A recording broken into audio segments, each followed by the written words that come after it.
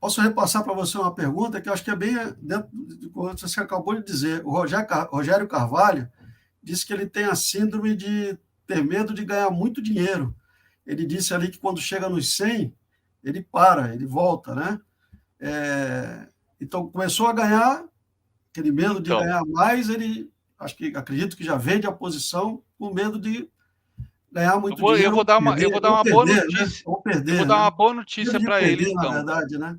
Ele simplesmente, vou dar uma boa notícia, mas que não ajuda muito, né? Ele simplesmente se enquadra nos resultados de 30 anos de pesquisas de dois psicólogos que, by the way, foram os únicos na história do Nobel de Economia, que não é tão longa assim. O Nobel de Economia começou a ser dado a partir de 1968, né?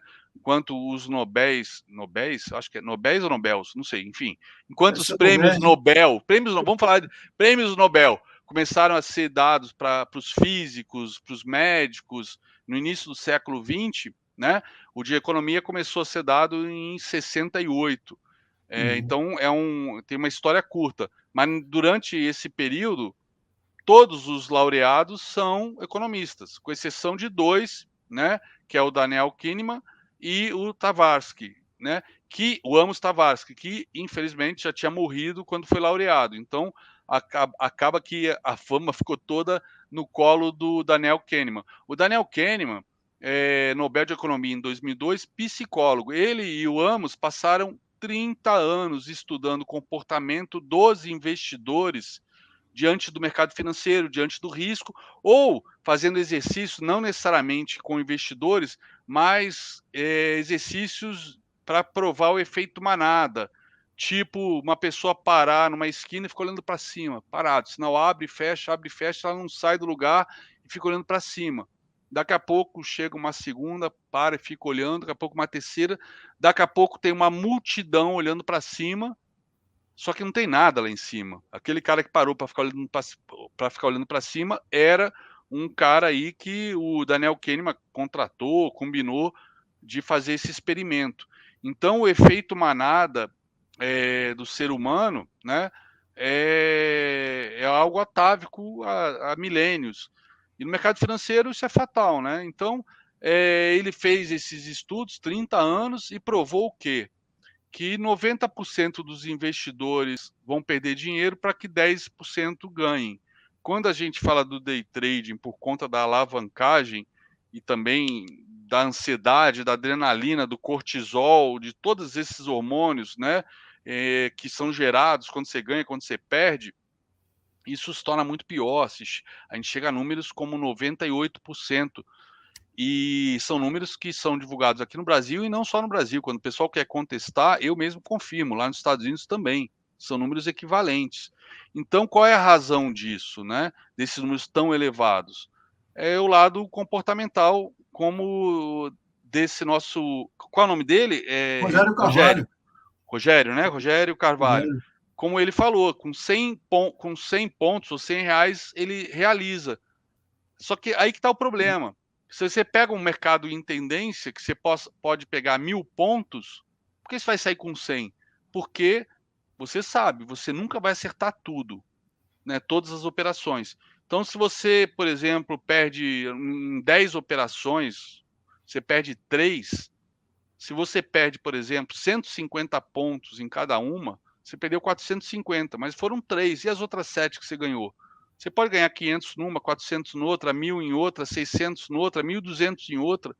Agora, eu que conduzo aí um projeto há quase 6 anos, né, operando ao vivo, conta real, skin the game 100%, eu fico assim, pouco tempo. Eu gravei um vídeo ainda há pouco, agora à tarde, onde eu falava sobre isso.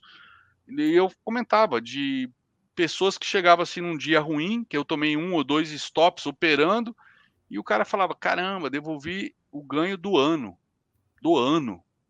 Porra, mas estamos em junho, quer dizer, 2 stops num dia, 3 stops num dia é muito ruim, o cara devolve o ganho de um ano. Muitas vezes eu ouço: "Ah, devolvi tudo que eu ganhei nesse mês, numa única operação". Quer dizer, o que explica isso? De duas uma. ou o cara está ganhando muito pouco quando ganha, que não, talvez não seja o caso, ou quando está perdendo, em algum momento perde o controle por falta de gestão de risco, que é algo que você obrigatoriamente tem que terceirizar. Não sei se vocês sabem, gestores de fundo, né? Às vezes um fundo que tem 2, 3 gestores como sócios, que são os caras que definem as estratégias do fundo, o que comprar, o que vender, aonde se posicionar. Pode ter outros analistas que geram relatórios para eles, os traders que executam as operações, enfim, o fundo é desses 3 caras, o de 2 caras. Eles são os donos do CNPJ. Sabia que eles têm que botar no contrato social o gestor de risco, mesmo que não seja sócio? Isso é regra. Por quê? Porque ele tem que ter a autonomia, a liberdade, o poder de estopar o gestor. Por quê? Uhum. Porque o dinheiro não é do gestor, o dinheiro é do cliente. O gestor não pode bancar aposta igual vocês que estão querendo operar no day trade ou investir por conta própria estão bancando. A quantidade de gente que está comprado em papéis que caíram 90% durante esse primeiro semestre, ou não digo nem primeiro semestre, né? O último semestre passado, aí deu aquela boa recuperada, janeiro, fevereiro e março.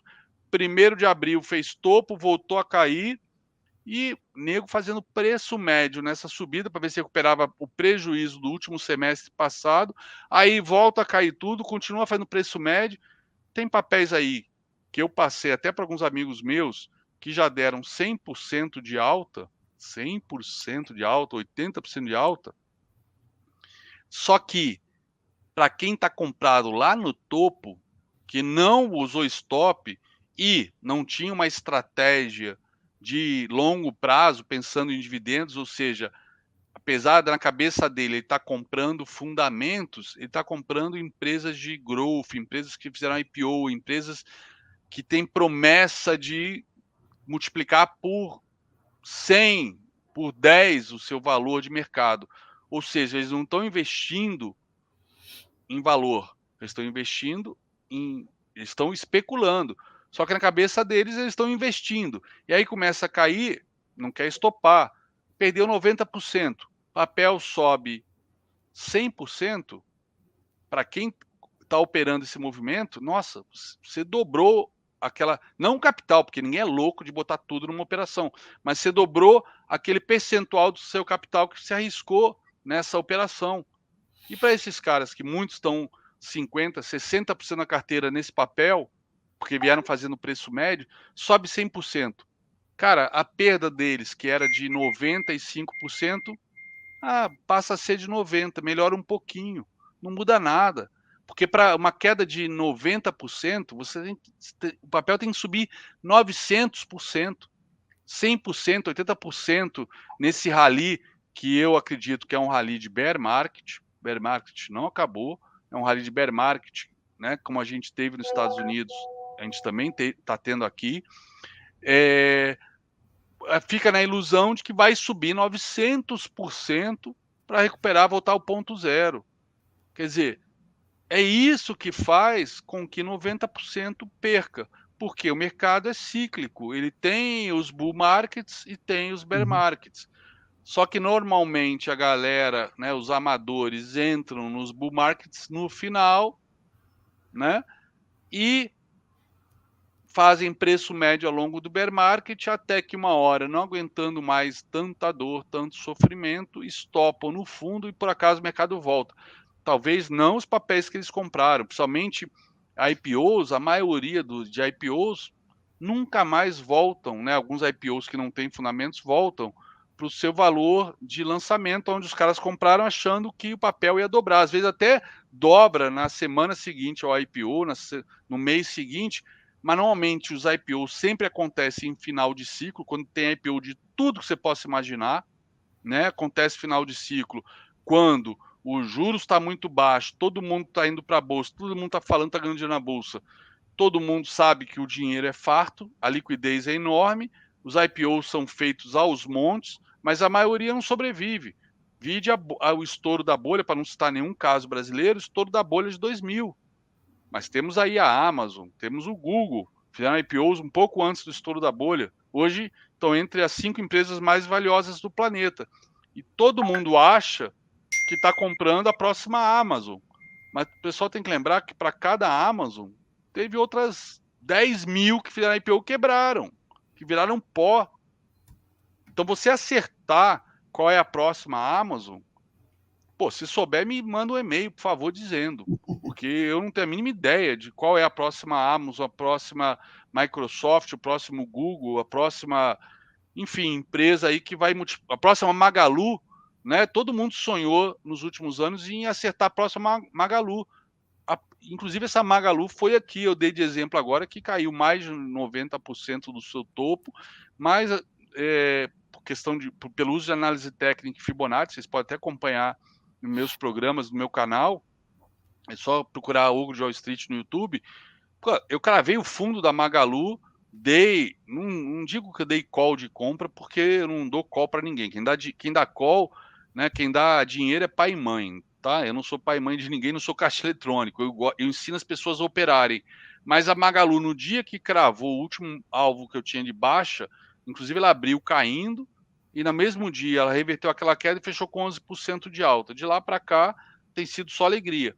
Para quem, né, comprou usando, seja um pivô de alta, seja Fibonacci, usou algum quesito de análise, alguma técnica, né, da análise técnica para fazer essa operação, claro, com gestão de risco, né, não pode botar muito capital numa operação dessa, mas quem fez isso está rindo à toa, né, como meu amigo Teco Medina, que é colunista da CBN, economista, com quem a gente conversou sobre Magalu neste dia, que eu até falei, olha, acabei há pouco de falar de Magalu para a galera que cravou alvo de FIBO, hoje deve explodir, e fechou com 11% de alta naquele dia, que foi o fundo, e já subiu, sei lá, quase 100%.